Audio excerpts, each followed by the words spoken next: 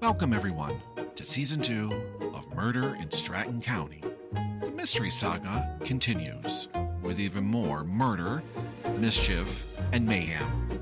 Written by Elizabeth Spoon and Rylan Mason. Narrated by me, Brian Shepard.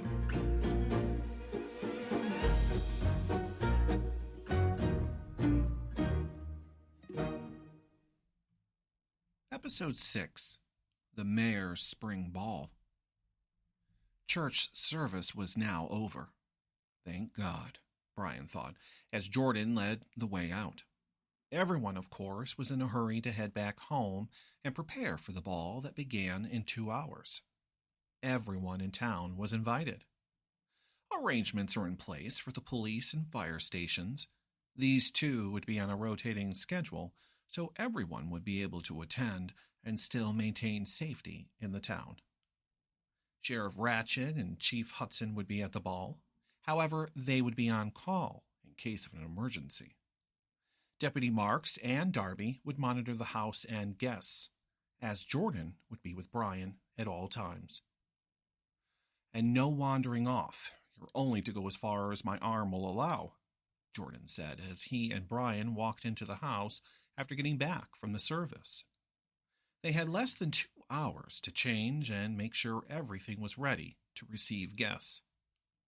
Deputy Marks would man the front door, scanning everyone that entered and making sure they stayed downstairs.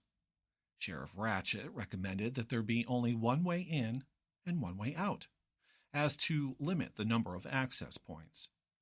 Private rooms would be locked, including the back stairs. What is that supposed to mean? Brian asked as they entered the bedroom. Brian made sure to have his and Jordan's suit delivered in from the city. Just that I mean to keep an eye on you so nothing bad happens, as I know when you mingle you get talking and end up clear across the room, Jordan replied, ending with a smile. I will make sure to stay close. Besides, I'm the mayor. I only have to stand in one place, and like a magnet, they surround me. I'm sure. When you said formal, I didn't realize we were hosting a Victorian posh party, Jordan said, as he looked in the mirror at himself wearing a 3-piece with tails. You will see a mix of formal wear this evening. No worries, as you look very dapper. Indeed, Jordan replied, as the sound of music coming from downstairs caught his attention. The orchestra was practicing, and soon people would be dancing to some wonderful classical pieces picked out by Jordan himself. Everything was coming together perfectly. Finishing up and matching, Brian was ready to head downstairs and check in on the caterer and staff, while Jordan checked in on the orchestra.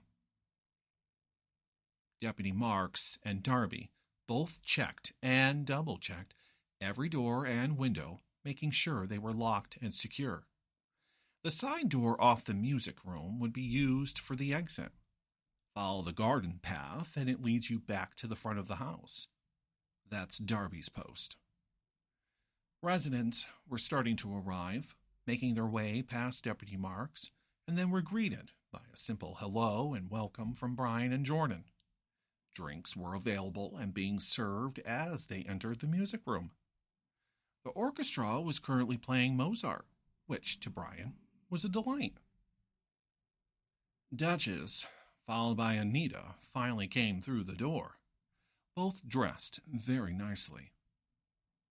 Well, I must say, nothing has really changed much over the years, except for the amount of dust, Duchess said, as she and Anita approached Brian. Jordan knew, by the look on Brian's face, he heard that comment. Maybe you should clean it then, Brian murmured. Yep, he heard her all right. Mayor, I want to thank you for inviting me. It is refreshing to be inside Beecham House once again. My goodness, the parties that the family used to have here. Oh, I forgot to mention that I may have extended my invitation to include a friend of mine who happens to be passing through. Oh, and who is this friend of yours? Jordan asked before Brian could say anything. Oh, it's a surprise, as a thank you for allowing me to attend. You'll know when she arrives, she answered with that grin on her face. Come along, Duchess. You're holding out the line, and I need a drink, Anita said, as she yanked her sister along with her toward the man with the drinks. Duchess didn't even get to say hello. I do not like surprises, and if I have learned anything about Anita, I will either love it or hate it, Brian said, looking at Jordan, worried. Next to come through was Shep and Alice, followed by Diego. Diego told Jordan that his mother would be along soon, as she was finishing up at the restaurant, when asked where Maria was, as they knew she was looking forward to it. Would the mayor like to comment as to what guests will expect tonight? Diego asked before moving on, and of course, throwing Brian completely off. A wonderful evening shared with family and friends, Brian said, which must have been enough, as Diego wrote that down on his pad, stuck it in his back pocket, and walked away. Kevin Walker was also walking through. Brian was quick to see him in the line. Behave, Jordan whispered. You behave. I remember you saying something about breaking a nose, Brian answered back with a grin. Jordan found out that Kevin here said some hurtful things about Brian. It didn't sit well with him. He figured Kevin would be no match for Brian, so best to just leave it alone. Brian, what a pleasure it is to be here tonight. I was beginning to worry you would cancel. Lord knows who's next to end up scratched off that killer's list. Of course, I pray it's over. Thank you, Mr. Walker, for joining us. We have drinks waiting for you down the hall, Jordan said, again before Brian had the chance to speak. Oh, how lovely. Chat later, Kevin said as he made his way towards the music room. Brian and Jordan made their way themselves as the line dwindled down to nothing. Sheriff Ratchet and Chief Hudson Maggot bringing along the wives. Late, yet still made it. The food was being served.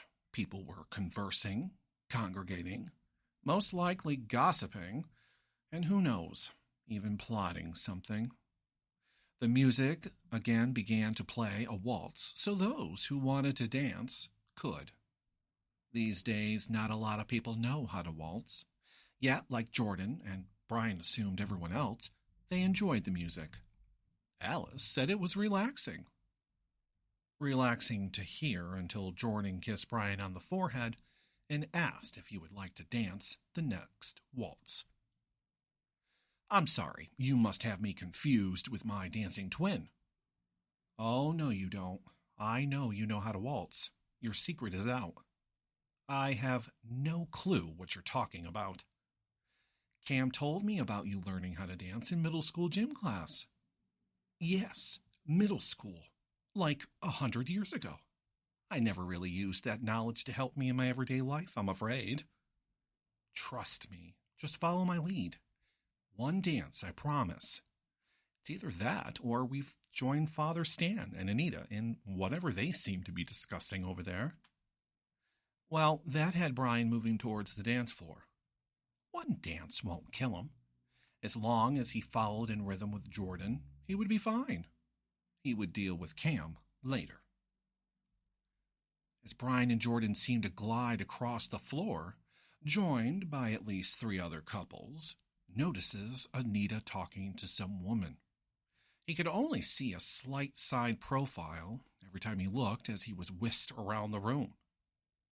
The waltz finally coming to an end, Jordan all smiles as he was clearly enjoying himself. Brian, on the other hand, not so much.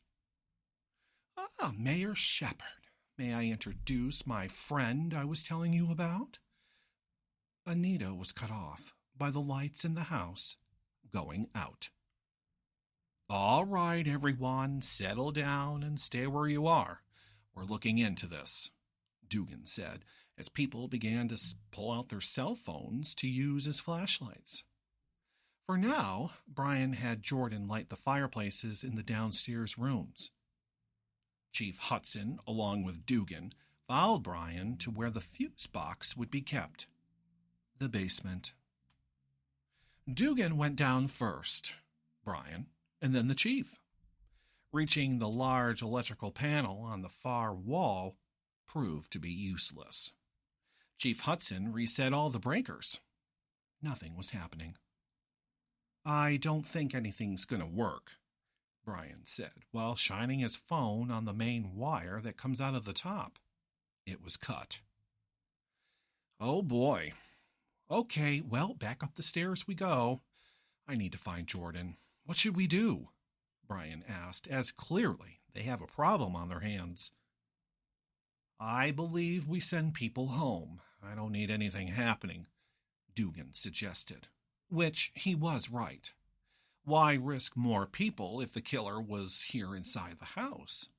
Again, being bold as to cut from the inside instead of on the outside of the house. Keeping the real situation under wraps, Brian made the unfortunate announcement that the ball would have to come to an end, as there seems to be a malfunction with the lines out on the road, and that they would have to wait for the electric company to arrive tomorrow afternoon. Of course, no one's going to question the mayor, so sad sighs and frowns from people as they headed for Darby at the exit. Jordan helped everyone by directing them out to the front of the house. Big mistake. He left Brian alone. Brian was in the kitchen making sure that the food was being covered and stored in the fridge to at least keep it cool. Most of the staff were finishing up grabbing plates and glasses from the music room. That's when Brian heard what he thought was a door shut from inside the back stairwell. That's strange, he thought. No one was allowed to use it. It had been locked up. For some reason, he decided to go and find out, despite his better judgment telling him, "No, danger, stay out." The only way was up.